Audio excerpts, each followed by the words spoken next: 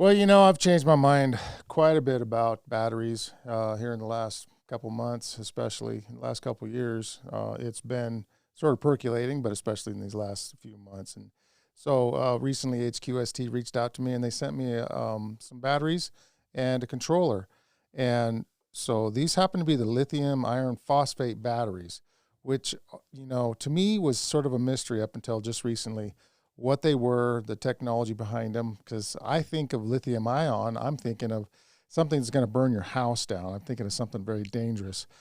But it turns out that lithium iron phosphate is actually a fairly safe battery, and there's quite a bunch of data to back that up. They're significantly safer than the lithium ion batteries, and a little bit different chemistry. So one thing I learned about the lithium phosphates is, well, I had to learn about it, is the charge rates. You're going to notice right off the bat that they're different. My previous batteries were the equivalent Trojan L16s. They were made by Duracell, or at least had the Duracell label on them.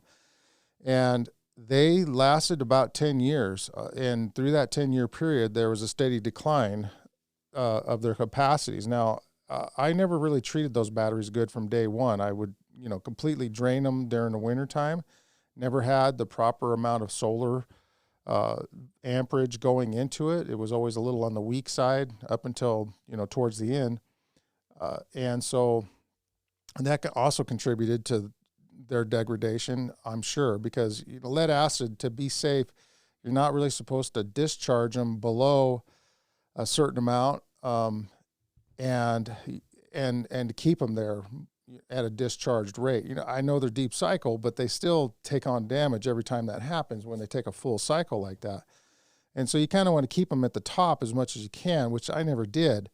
But they still managed to last 10 years. But towards the end, they were so degraded that they would barely hold a charge a few hours after the sun went down. And so I needed to get them swapped out, and I needed to change them. And I've been talking about it for several years now, about, battery technology and which one's best. Now, obviously, if I had the money, I'd probably go with those nickel iron batteries, the Edison batteries of, they're, very old technology. And some of the original electric cars, like the Baker Electric, which was owned by Jay Leno, there's videos out there of him driving that thing around with the original batteries that it came with, at the turn of the century. So those batteries are very long lasting, but they're also very expensive. And so I needed something that could fit my price range and to basically replace what I had. Now, I had 8 of those L16 batteries. Each one of those are 300 amp hours at 6 volts. And so I need 24 volts. So 4 of those put together equaled 300 amp hours at 24 volts. You don't gain amp hours when you're running them in series. You only gain amp hours when you're running them in parallel. But the amp hour rating is a little confusing. So 300 amp hours at 6 volts is exactly half the energy that 300 amp hours at 12 volts is. And that's exactly half the energy at 300 amp hours at 24 volts. So 4 of these put together made 300 amp hours at 24 volts. I had 8 of them. So I had 600 amp hours of juice in there. I currently am only running 200 amp hours of lithium. I'm going to buy 4 more batteries really soon here, because that's how much I love these things so far. And the difference between the lead acid and lithium is you can run the lithium all the way up and down with no damage to them at all. And especially lithium iron phosphate, the technology in those basically dictate that you can really essentially use these batteries like batteries should be designed to be used, and that's to drain them at nighttime and to be able to replenish them during the day. I mean, that's why we have batteries. And I was always concerned with my lead acid batteries about doing that, deep cycling them too much, which in the summertime is not a big deal. They would hold up quite well, but then in the wintertime, you are wind up several days with no sun, and you're deep cycling them pretty heavily. HQST has reached out to me, and they have given me these batteries and a charge controller. And so I tore out all my old lead acid batteries, which were crazy heavy. In fact, they've been sitting on that floor for 10 years, and they created a bow in the floor. These batteries are just a fraction of the weight. In fact, each one of these batteries only weigh about 20 pounds compared to the over 100 pounds a piece of these L16s, closer to 150, almost 200 pounds. I don't know what exactly they weigh, but they're very heavy. And so, I mean, that makes a combined weight of over 1,000 pounds that's on my floor in just one little central location. Floor has over time kind of given way. So that's another advantage, is that these batteries are very lightweight. And so if you're going to be using them in an RV or a boat or something like that, there is a huge weight savings. And even in avionics, they're using these batteries in place of lead acid, because lead is a very dense, heavy material, and lithium is not so much. And the lithium has a high energy density in it as well. Now, these HQST batteries, we did I didn't, but our friend there at Mike's Solar Garage did a review on these, and I'll put that video in here right now. All right, so the next thing we're going to do is a capacity test on the battery. So I have a brand new capacity tester that I have in. This will be able to pull a little bit more current on it. I won't be able to do a 0.2 C draw, but I can definitely do a 0.1 draw. So I'm going to do that, and we'll see how well that this battery tests out. So the capacity test just finished, and I'm looking at the numbers. I'm not sure if I can believe this or not. So this is the first time using this capacity tester, this KP184, and it's supposed to be pretty accurate. But I'm going to charge this battery back up again, and I'm going to use my other tester. And once again, I want to see if I can verify these numbers, because a 100 amp hour battery putting out 106 amp hours, I haven't seen that before. So if this is the case, this is probably one of the best 12 volt batteries out here, which it's possible, but I'm going to retest and just kind of ensure that this isn't, a one-off. All right, so let's go ahead and charge it back up. All right, so my second capacity tester just finished. Very close to what the first one said. So my other capacity tester said just a hair over 106 amp hours. This one was almost 106, so 105.73 amp hours. And this is out of this 100 amp hour battery. It's made by High Quality Solar Technology, HQST. Out of all the batteries that I've tested so far, percentage-wise, this one has outperformed any other battery tested thus far for percentage over capacity. So what did you guys think of that? That was pretty good, huh? That capacity test really kind of showed us what these batteries are made of, and especially this particular brand, HQST.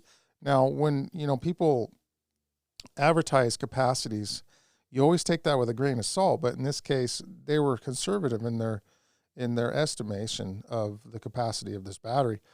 And so that to me was very impressive. Now this product wound up being a pretty good product in my opinion. So far so good. The charge controller makes a little bit of noise. I'll show you guys that video here.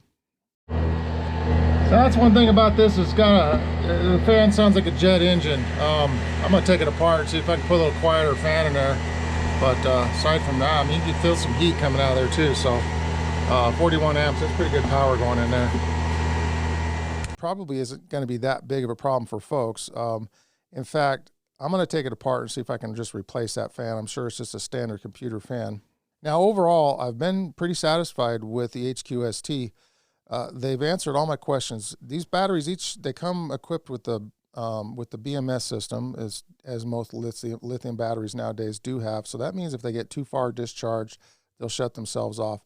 If they get overheated or if they're too cold, the BMS senses these faults in the battery and it won't let it charge under those circumstances, or discharge in some cases, protecting the battery from any damage that it might take on. One thing about lithium ion, there are some perimeters that they have to operate under, and you don't want to charge a battery when it's too cold or too hot, and you don't want to discharge it when it's too cold or too hot, and because doing so can actually ruin the cell. Now, even though these batteries are not serviceable by the owner, they're a sealed piece of hardware. They do carry a 10-year warranty, and so that's something to consider as well. Now, I've been speaking back and forth to the company, and they seem like they're willing to back this product up. And I would give this product an 8 out of a 10 for sure. The controller does feel a little bit cheap. It's a little plasticky, but that's to be expected, especially for a less expensive type controller, because as you guys know, controllers can be very, very expensive. But the connections seem to be very robust, and I was able to fit four 10-gauge wires in one screw connector, so that leaves quite a bit of space for some larger cables. Now, this thing does charge 12, 24, and 48 volts. It's self-sensing, except for when you have it on lithium, and it has the choice of lead acid lithium, or several other types, gel, and the like. Now, again, folks, I've had these for a couple of weeks hooked up, and I've got 2,000 watts of solar going into it. It only takes it a few hours in the morning to charge up to 200 amp hours of capacity, which lasts me all night. Now, we're usually gentle with our power at night, but lately I haven't been. And for 200 amp hours, actually, I'm quite impressed. I mean, you get every bit of that 200 amp hours back out of your batteries. And and each battery is rated for about 1,260 watt hours of energy, which means that you can literally draw 1,260 watts continuous from one battery for 1 hour. Now, that's a lot of energy when you're off grid, because most off grid setups are designed to be energy efficient. But I've got a lot of power hungry stuff in my house. I've got TVs, I've got freezers, I've got a refrigerator that runs all night. I've got, an internet system that runs all night. I've got a lot of parasitic draws on my power grid system that are constantly drawing energy from the system. And as long as I keep it under that 5,000 watts, which is, I'm using about 2,000 watt hours over the night. And so when I wake up, the battery's really not that depleted. It's more than 50%. And like I said, if I double my capacity, like I'm planning on doing, then that'll give me 400 amp hours of energy at or around 10,000 watt hours of capacity. And so I should have enough there if I'm very frugal during some of the harsher periods of the winter months to be able to get through those periods of low light. Now, with the MPPT tracker, you have to understand that you're able to put high voltage in that thing. I've lined up my solar panels in series, and I've ran those to my charge controller at over 100 volts. And what that allows me to do is run much smaller cable, okay? And that's a huge benefit for people that are running the lower voltage systems especially. But the MPPT will take that high voltage and it'll manage it into those batteries at the proper voltage that it needs. And it's especially useful on cloudy days because you're still getting the high voltage, and it's able to take that voltage and convert it into amps and get the most possible juice into your batteries. And so MPPT is the way of the future, and lithium is the way of the future until they come out with something better. But for right now, at $150 some odd, it's really hard to beat the price of these batteries. They are extremely affordable, and I got to tell you, I'm very impressed with them. And if they last, and hey, the claims that they've already made about their capacity has actually been more conservative than the actual capacity. Now, they claim that these things will get 3,000 cycles, okay? So some other battery companies are claiming 6,000 and 12,000 cycles on their battery. Now, think about this, 3,000 cycles. If there's 365 days in a year, but you're not going to cycle your batteries 300 times a year. You understand where I'm going? But let's say you do. Let's say you actually cycle your batteries fully 300 times a year. You're going to get 10 years of actual use out of these. Now, that sounds incredible because for these 4 batteries, that's $600 for these 4 batteries that I've bought. That'll last me for the next 10 years. Now, the last set of batteries lasted me 10 years, but they costed me $2,500. Now, if I double my capacity, I'm in it for $1,200. That's half of what I spent on my batteries previously. And if I get 10 years out of it, I'm going to be so happy and so thrilled with that. And in 10 years, I'm sure they're going to have some other great technologies by then, maybe aluminum ion by that time, or sodium ion, or who knows what next. But the sky's the limit. And the opportunities that we have with all of these great technologies coming out, especially with the advent of the EV cars, it's so exciting and so refreshing to see. So I hope you guys enjoyed this video. And if you did, I would sure appreciate a thumbs up, and do consider subscribing because that helps the channel. And you know, there's always super thanks down there if you guys would like to donate to the channel as well. And but I'm not going to have a begathon here either. So if you just enjoyed watching, a thumbs up is absolutely perfect. Comment down below. Tell me if I've made any mistakes in my review, or if you guys disagree or agree or otherwise, or just want to add to the chat. That'd be fantastic as well. So thank you for watching, folks, and we'll see you on the next video.